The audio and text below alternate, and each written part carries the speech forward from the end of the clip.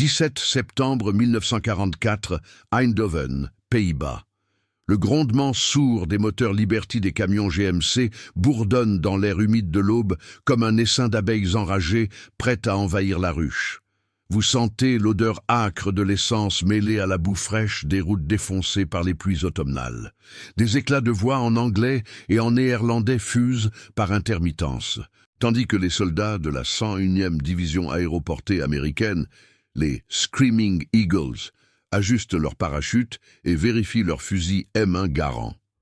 Le sergent-chef Jack Harlan, un Texan trapu aux yeux plissés par des années de poussière du désert, crache un juron en essuyant la sueur de son front. « Bougez-vous, les gars, on saute dans 10 minutes, pas le temps pour les prières. » À bord du C-47 Skytrain qui vrombit au-dessus des polders néerlandais, l'équipage de la 82e division aéroportée attend, le cœur battant au rythme des turbines. Le lieutenant-colonel Robert Sink, commandant du 506e régiment d'infanterie parachutée, fixe la carte froissée sur ses genoux. Les lignes rouges marquent le plan audacieux de l'opération Market Garden. Une offensive éclair pour franchir le Rhin et encercler les Allemands avant qu'ils ne se ressaisissent. Monty, le Feldmarat général Bernard Montgomery, a promis que ce serait la fin de la guerre en Europe d'ici Noël. Mais Sink sait que rien n'est jamais aussi simple. Les transmissions radio crachotent déjà, un grésillement parasite qui fait douter des ordres du QG à Bruxelles. De l'autre côté du front, dans les tranchées boueuses près de Nimègue, le major allemand Hans von Luck, vétéran de la 10e division Panzer SS Frundsberg, allume une cigarette malgré l'interdiction. Ces hommes, épuisés par la retraite de Normandie, scrutent le ciel à travers la brume. Air Major, les éclaireurs rapportent des avions alliés au nord, murmure un Feldwebel, le visage barbouillé de camouflage. Von Luck hoche la tête, son Luger à la ceinture. Les rumeurs d'une grande offensive britannique et américaine circulent depuis des jours, mais les lignes de communication de la Wehrmacht sont un chaos, câbles coupés par les sabotages de la résistance et les postes radio Enigma qui peinent à décoder les messages codés alliés. Une erreur, une simple interférence, et tout pourrait basculer. Soudain, les sirènes hurlent. Les C-47 larguent leur charge. Les parachutistes jaillissent dans le vide, leurs silhouettes sombres se découpant contre les premières lueurs roses du soleil. Le vent froid fouette vos joues alors que vous tombez, le harnais serré contre la poitrine, le fusil Thompson ballottant. En bas, les champs plats du Brabant septentrional s'étendent comme un tapis vert moucheté de vaches affolées. Mais ce n'est pas le paysage idyllique qui vous frappe. Ce sont les tirs anti-aériens qui crépitent depuis les bunkers camouflés. Les obus de 90 mm flak déchirent l'air, et un para à proximité explose en une gerbe de sang et de tissu. Harlan atterrit en roulade dans un fossé, son casque cabossé, et hurle « Rassemblement! Section Charlie, en formation !» Sur le sol, le chaos s'installe. Les unités de la 101e atterrissent dispersées, loin des zones de largage prévues. Les radios portatives SCR 536 grésillent, mais les fréquences sont encombrées par les interférences des postes allemands. « Ici, Alpha 1, où diable êtes-vous, bravo !» crie Sink dans son casque. Mais seule la statique répond. À Eindhoven, les premiers combats éclatent. Les paras assaillent les ponts sur la Wilhelmina Canal, leurs grenades Mills explosant contre les barricades de sacs de sable. Les Allemands, pris au dépourvu, ripostent avec des MG-42, ces tronçonneuses de Hitler, qui fauchent les rangs alliés dans un vacarme infernal. Vous courez, le souffle court, évitant les balles qui sifflent comme des frelons enragés. Un jeune caporal, Tommy Wilkins, trébuche à vos côtés, son visage pâle. « Sarge, les Jerry sont des half-track, on n'a pas de soutien blindé. » Von Luck, depuis son PC improvisé dans une ferme en ruine, reçoit un appel radio haché. « Division, rapportez position, les Anglais avancent sur Arnhem ?» Mais le signal faiblit. Un opérateur maladroit ayant mal réglé l'antenne. Les renforts de la 9e Panzer SS Hohenstaufen sont en route depuis la frontière allemande, mais les ordres se perdent dans le brouillard électromagnétique. Une simple erreur, un code mal transmis, une fréquence brouillée par un orage lointain, et les Panzer IV restent immobiles, attendant un feu vert qui ne vient pas. Au cœur de l'action, Harlan mène sa platoon vers le pont principal. Les explosions distantes des canons de 105 mm britanniques secouent la terre et l'odeur de cordite imprègne l'air. Ils capturent une position, mais sans communication claire avec le 26e corps britannique, censé avancer avec ses Sherman et ses crocodiles lance-flammes. L'offensive patine. Sink, regroupant ses hommes près d'un moulin à vent criblé d'impact, fulmine « Maudit soit ce silence radio! Si on ne tient pas ce couloir, toute l'opération part en fumée !» Les paras creusent des trous d'hommes sous la pluie fine qui commence à tomber, leur ration K froide et leurs cigarettes humides comme seul réconfort. Pourtant, au loin, les lumières d'Arnhem scintillent, promesse d'une percée. Mais dans l'ombre, une faille se creuse, une transmission erronée, un message intercepté par les Allemands qui pourrait tout changer. Les heures passent et la tension monte, invisible comme le fil tendu d'une grenade.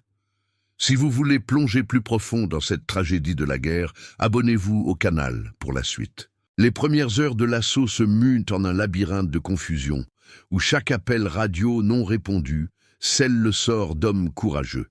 Bientôt, l'erreur fatale se révélera, transformant l'espoir en cauchemar. La confusion s'épaissit comme la brume automnale qui enveloppe les routes boueuses du Brabant.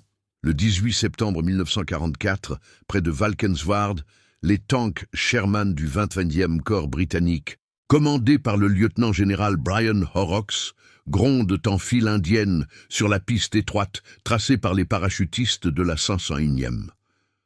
Vous entendez le cliquetis des chenilles qui mâchent la terre détrempée, l'odeur de diesel brûlant se mêlant à celle de la poudre résiduelle des combats de la veille. Le major général des blindés, Alan Adair, au volant de son Cromwell de tête, scrute l'horizon à travers la mire de son canon de 75 mm. Avancez, bon sang. Les paras tiennent les ponts, mais si on traîne, les Boches vont refermer la tenaille. À l'arrière, dans le véhicule de commandement, Horrocks écoute les transmissions radio qui crépitent sur son poste numéro 19.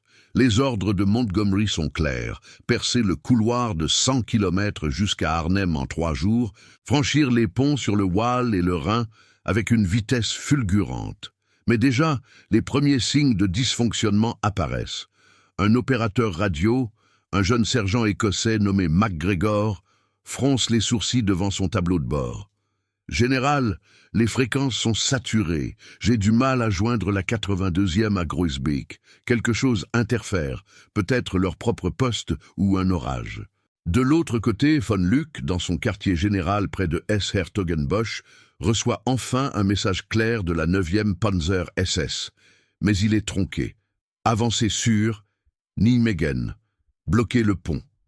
Le code Enigma, censé être inviolable, a été mal encodé par un officier fatigué à Berlin, et les mots Arnhem et priorité se sont perdus dans le bruit statique. Von Luck ordonne à ses Half-Track SDK-FZ 251 de se repositionner, ignorant que ses supérieurs, le général Wilhelm Bittrich de la 2e Panzer SS, attendent confirmation pour lancer les Tigers lourds.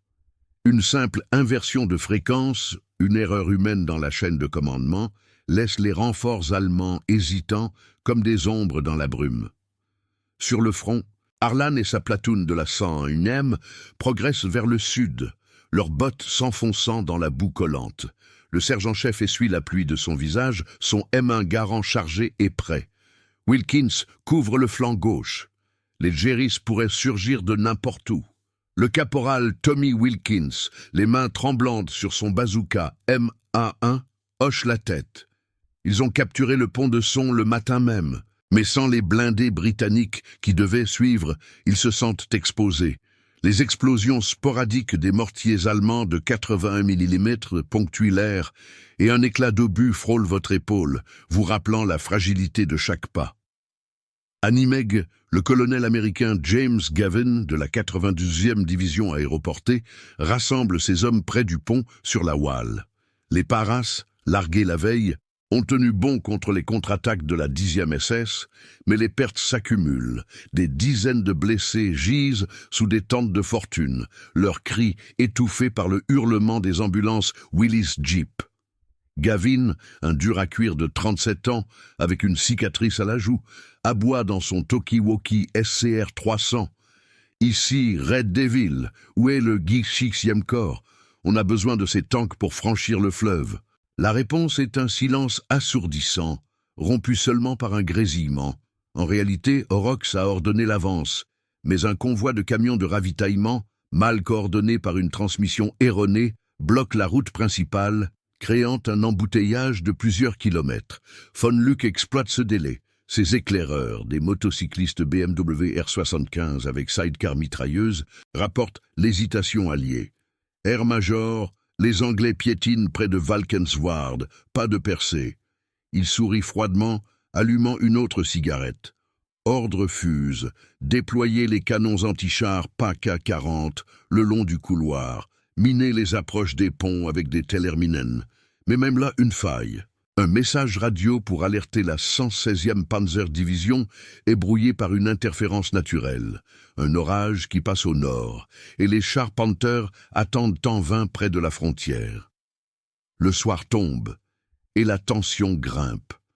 À bord d'un DUKV amphibie près de Nimègue, des ingénieurs du génie britannique préparent l'assaut sur le pont de Laval. Vous sentez l'eau froide du fleuve lécher les flancs du bateau, le vent portant les échos des tirs de MG-42 depuis la rive est. Le capitaine Karel Hadjek, un Tchèque intégré à la 82e, murmure une prière en serrant son crucifix. Si les tanks arrivent pas, on est cuit. Soudain, un obus de 80 mm explose à proximité, projetant une gerbe d'eau salée. Les hommes pagayent furieusement, leurs fusils pointés vers les bunkers ennemis. Horrocks, frustré dans son PC mobile, reçoit enfin un rapport fragmenté. Pont de son sécurisé, mais embouteillage. Attentat pro. Il frappe du poing sur la carte. Maudit bureaucrate, dites à Adair de forcer le passage, même sans appui complet. Les Sherman accélèrent, leurs phares perçant la nuit naissante, mais un tir d'artillerie allemand, guidé par un observateur chanceux, endommage le premier tank, forçant une halte. MacGregor, l'opérateur radio, tente de relayer l'ordre, mais la fréquence est encombrée par des signaux alliés croisés. Les Américains appellent du nord, les Britanniques du sud, créant un chaos auditif. Harlan, creusant un abri près d'un verger, partage une ration C avec Wilkins. La pluie redouble, transformant le sol en bourbier. « Sarge, vous croyez que les Brits vont percer ?» demande le caporal, les yeux hantés par la fatigue. Harlan hausse les épaules. « Faut bien, sinon on est coincé comme des rats. » Au loin, les phares allemands illuminent le ciel, révélant des mouvements de troupes. La 9e SS se rapproche enfin, mais trop tard pour une contre-attaque massive, grâce à cette communication défaillante qui joue des tours aux deux camps. Sink, à Eindhoven, écoute les rapports nocturnes. Ses officiers, autour d'une lampe à huile vacillante, notent les positions sur une carte tachée de boue. Les ponts tiennent, mais sans le 26e, on ne tiendra pas éternellement. Une transmission arrive enfin. Avance en cours, délai mineur. Mais c'est un mensonge optimiste. L'erreur se creuse, un fil invisible qui relie les décisions fatales. La nuit s'étire, ponctuée de patrouilles silencieuses et de murmures d'espoir. Pourtant, sous la surface, le doute s'insinue. Une fréquence mal réglée, un code mal interprété, et l'offensive commence à s'effilocher. Bientôt à Arnhem, le vrai test attendra, où le silence radio deviendra un cri de désespoir. Le 19 septembre 1944, sur les rives du Waal à Nimègue, l'aube se lève dans un concert de hurlements et de craquements. Vous sentez l'humidité glacée du fleuve qui s'infiltre dans vos vêtements, tandis que les vagues clapotent contre les coques des DUKW, ces barges amphibies brinque-ballantes, chargées de parachutistes de la 82e division aéroportée. Le colonel James Gavin, les traits tirés par une nuit sans sommeil, ajuste son casque M1 et aboie des ordres par-dessus le vrombissement des moteurs Evinrude. En avant, couvrez les rameurs. Les mitrailleuses sur les rives ennemies doivent être neutralisées avant qu'elles ne nous hachent menu. Ces hommes, une centaine de volontaires armés de fusils M1 et de mitrailleuses Browning. 30. Pagaient furieusement, leurs rames fouillant l'eau trouble comme des couteaux dans la chair. De l'autre rive, les positions allemandes de la 10e division SS Frundsberg s'éveillent dans un chaos organisé. Le major Hans von Luck, alerté par un appel radio haché au milieu de la nuit, a repositionné ses canons anti-aériens de 20 mm, Flak 38, le long des digues. Feu à volonté. Les Américains traversent le Waal. Arrêtez-les, crie-t-il dans son poste de commandement, une maisonnette criblée d'impacts près du pont. Mais ses transmissions peinent. Un opérateur épuisé par des heures de veille a confondu les fréquences, et les batteries d'artillerie lourdes de la 9e Panzer SS, censées appuyer depuis l'Est, reçoivent un ordre incohérent. Attendre confirmation au lieu de feu immédiat. Von Luck frappe du poing sur la table, son visage rougi par la frustration. Verdammt, où sont les renforts de Bietrich? Les premières salves alliées fusent. Les parachutistes, trempés jusqu'aux os, rampent sur la berge boueuse sous un déluge de balles. Vous entendez le sifflement des MG-42 qui crachent leur cadence infernale, 1200 coups par minute, fauchant les rameurs comme du blé mûr. Un Duc-à-Douavé explose à votre droite, projetant des corps et des éclats de bois dans l'air chargé de cordites. Le caporal Tommy Wilkins, détaché de la 101e pour appuyer Gavin, s'accroche à une mitrailleuse légère, son épaule blessée bandée à la va-vite. « Couvrez-moi. »« Sarge !» hurle-t-il à Harlan, qui miraculeusement arrivé la veille avec un convoi de jeeps, riposte avec son Thompson. 45. Le recul cognant contre son épaule. Harlan, le souffle rauque, vise un bunker camouflé de sacs de sable. « Tenez bon gamin, les tanks britanniques sont en route, ils le jurent !» Mais à des kilomètres au sud, près de Valkenswaard, le 26e corps britannique patine dans un embouteillage infernal. Le lieutenant-général Brian Horrocks, dans son véhicule de commandement Valentine blindé, écoute les rapports radio qui se chevauchent sur le numéro 19. « Général, la 82e appelle pour du soutien immédiat au pont de Nimègue », annonce le sergent McGregor, essuyant la sueur de son front.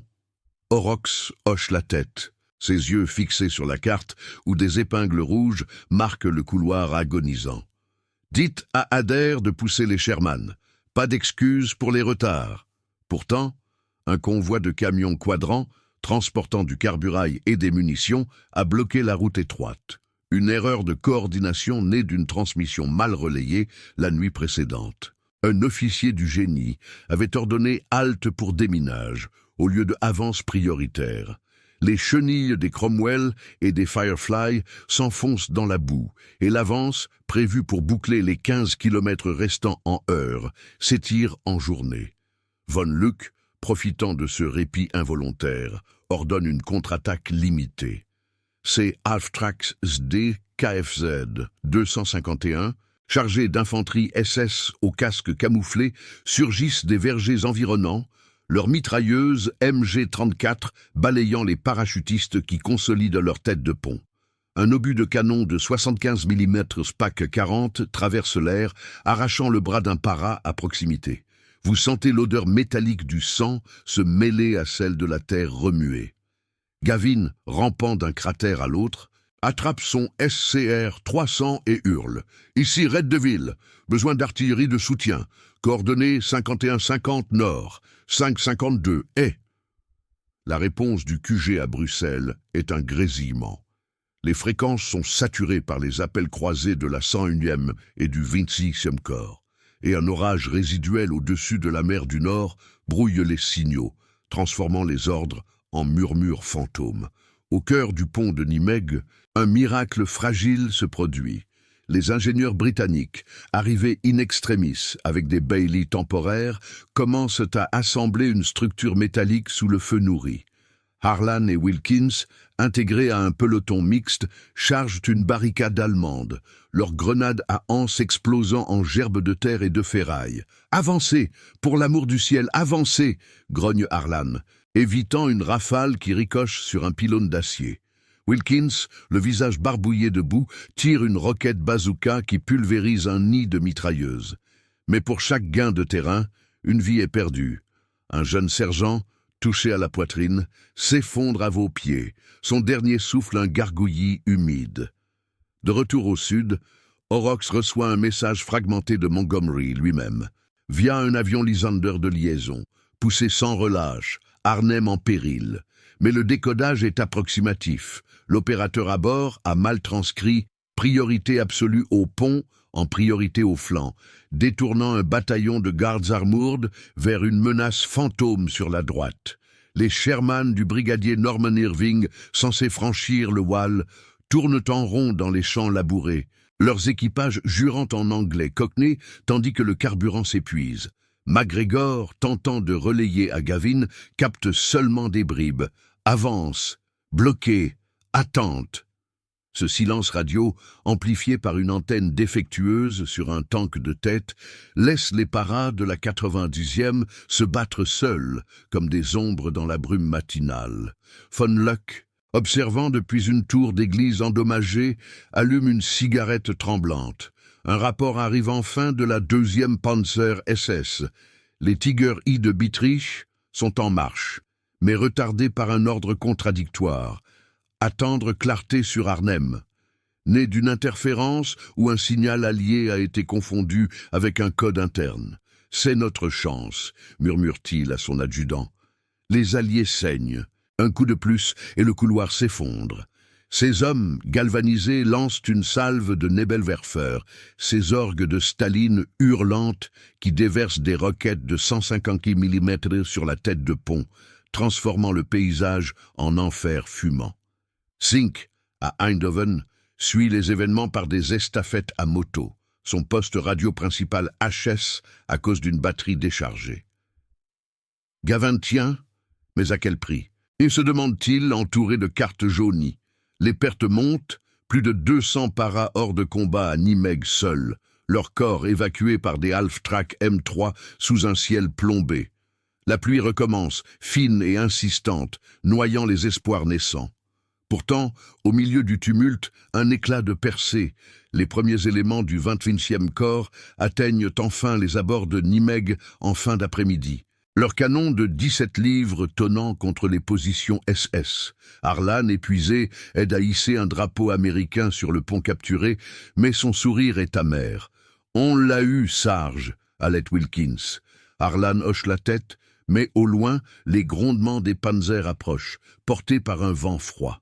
L'erreur de communication, ce fantôme invisible, continue de tisser sa toile, reliant Nimègue à Arnhem, où le silence devient cri, et où une offensive entière vacille sur le fil du rasoir. Le 20 septembre 1944, sur les hauteurs d'Arnhem, le vent automnal porte l'odeur âcre de la poudre et du bois brûlé, tandis que les rues pavées de la ville se transforment en un labyrinthe de ruines fumantes. Vous entendez le crépitement incessant des fusils Sten britanniques, mêlé aux hurlements sporadiques des obus de mortier qui s'abattent sur les positions de la 1re division aéroportée. Le brigadier John Frost, commandant du 2e bataillon parachutiste, s'accroupit derrière un mur effondré du pont sur le Rhin, son visage barbouillé de suie et de sang séché.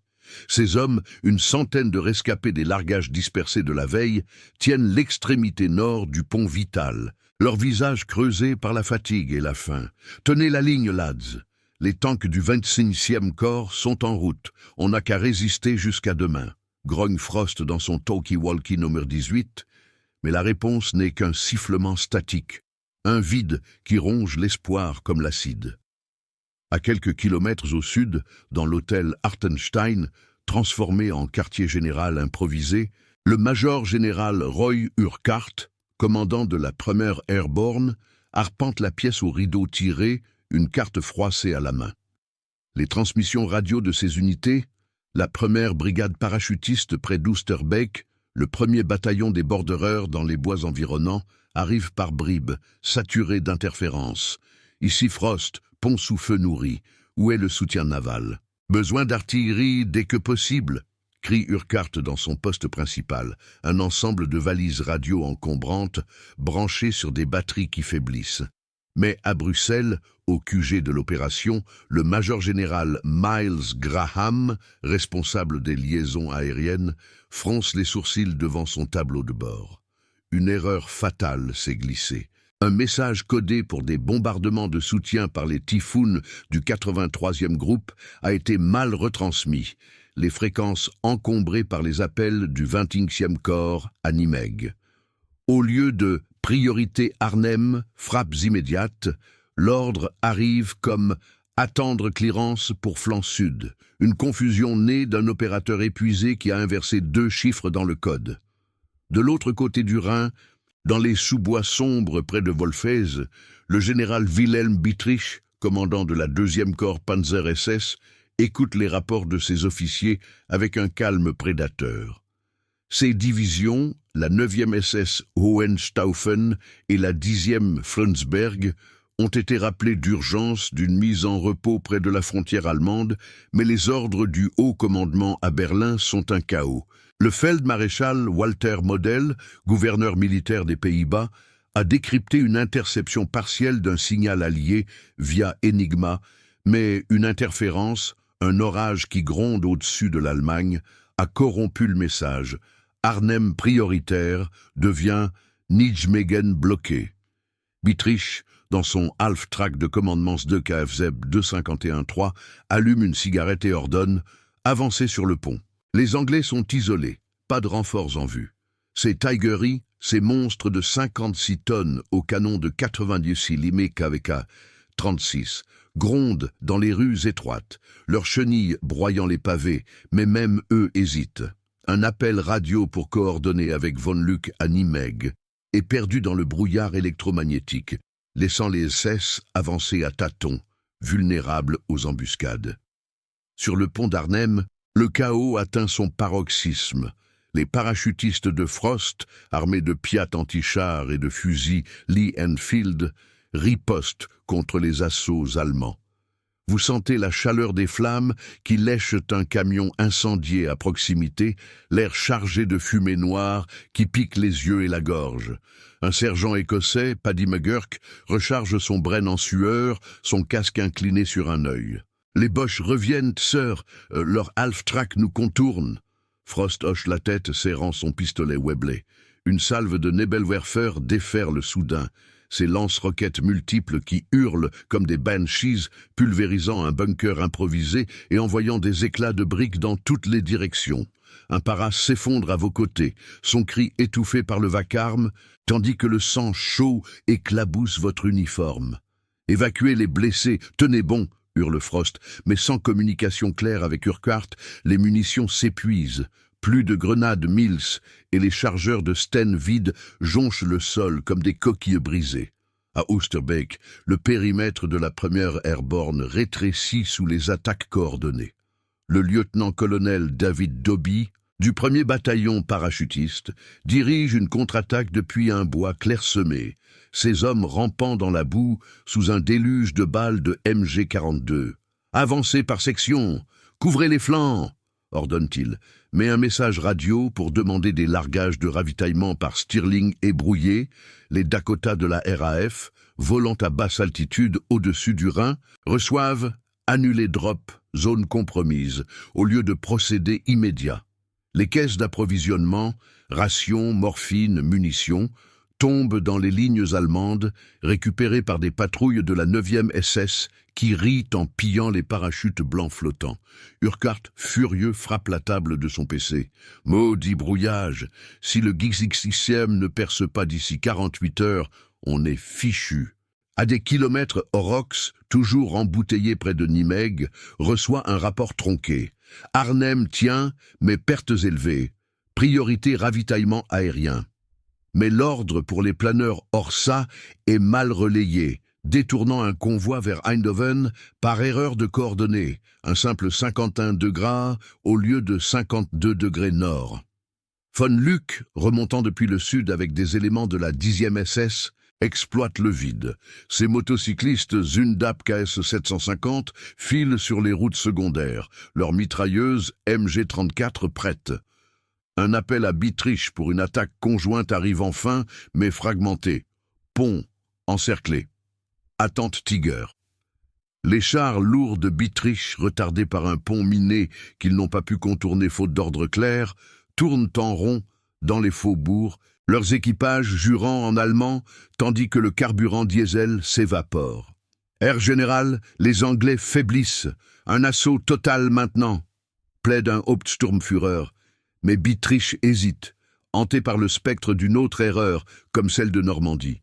Pourtant, la chance tourne. Une patrouille SS intercepte un signal allié clair par accident, révélant la position exacte de Frost. Les PAC 40 antichars sont déployés, leurs obus perforants de 75 millilitres tonnant contre le pont, faisant trembler les pylônes d'acier comme des os fragiles.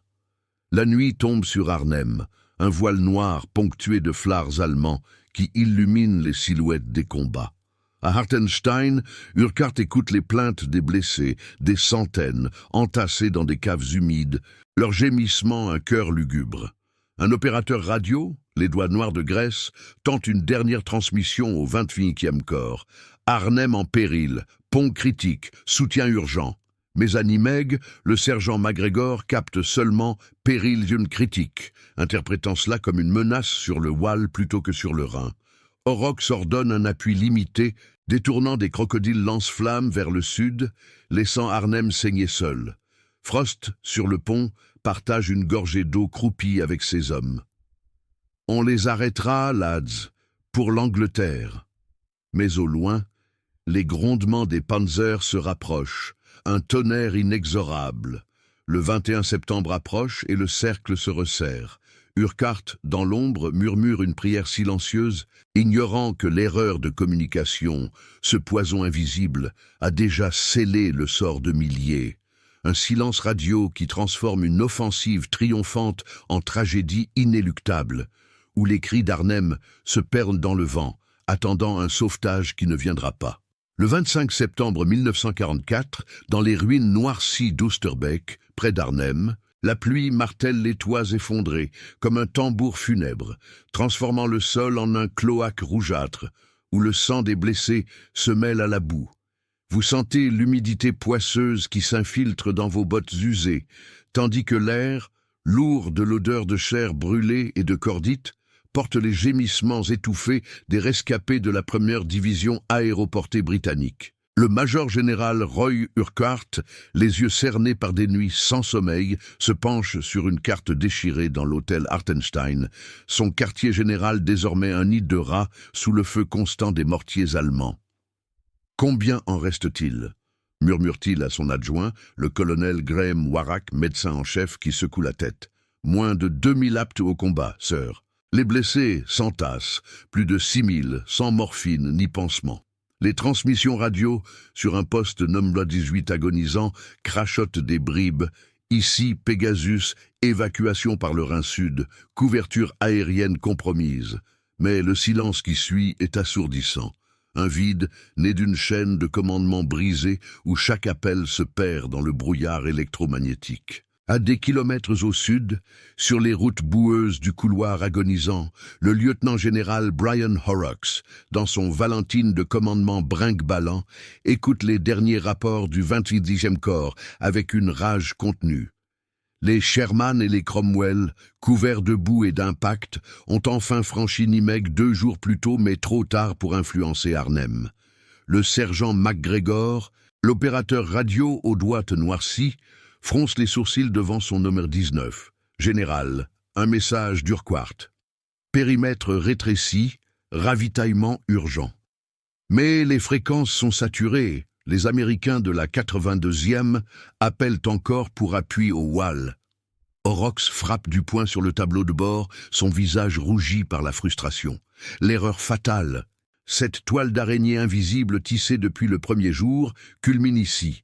Un ordre de Montgomery pour un assaut massif sur le Rhin, transmis via un avion Lysander, a été mal décodé à Bruxelles. Priorité Arnhem, franchir à tout prix, devient sécuriser flanc Nijmegen, une inversion de mots due à un opérateur épuisé qui confond un code avec un autre, détournant la 43e division d'infanterie vers des positions secondaires. Les crocodiles lancent flammes et les centurions attendent en vain, leurs équipages partageant des rations froides sous la pluie, ignorant que leur frère d'armes à Arnhem saigne seul. Du côté allemand, le général Wilhelm Dietrich, dans un bunker improvisé près de Dorwert, savoure la victoire naissante avec un sourire carnassier.